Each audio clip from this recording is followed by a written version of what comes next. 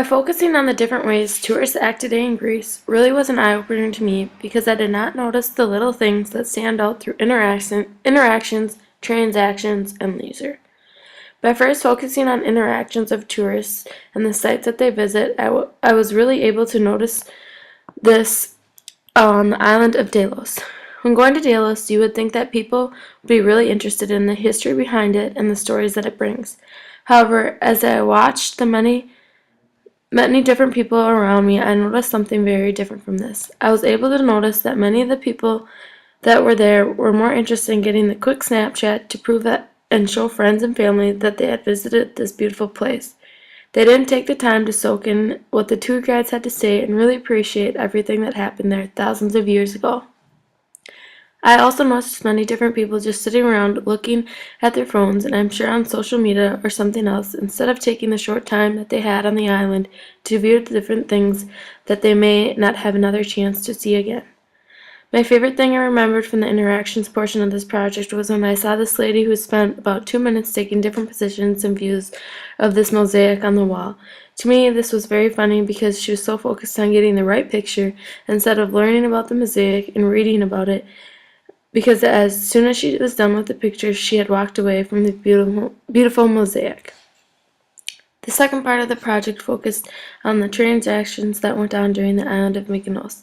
I noticed that when walking past all the restaurants, every time the host would try and sell to us why we should eat at their restaurant instead of another one in the town. To me, this seemed weird because in America they do not do this. They just let people choose to where they want to go. However, in Greece, it's the exact opposite. Even in the restaurants, they are trying to sell something.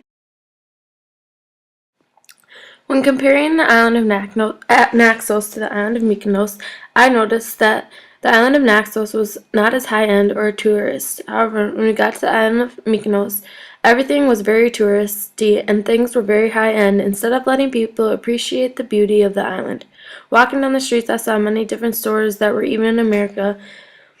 For example, Juicy Couture, Victoria's Secret, and shops that sold different trinkets. To me, this seemed very unrealistic because when thinking about Greece as a country, people should not be worried about the best product or the most expensive product that they can buy, but they should be more focused on the beauty of the island and what the people bring to the country.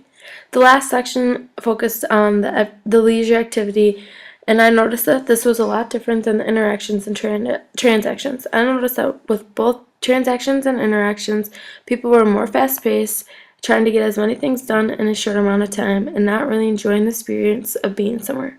However, when I began to focus on leisure, I noticed that everyone seemed more relaxed and really let go of their everyday life. I also noticed that they were taking the time to really enjoy the full experience, from eating the different food to hanging out on the beach or looking off at the buildings and the land to appreciate their beauty that it held. Overall, I thought this was a very interesting experience to see the different sides of tourists and really focus on the everyday life when traveling. I really thought I learned more about appreciating the beauty and being able to visit another country rather than rushing through so many different things. Interactions, transactions, and leisure were seen all over our visit to the islands today, and I thought I learned from this.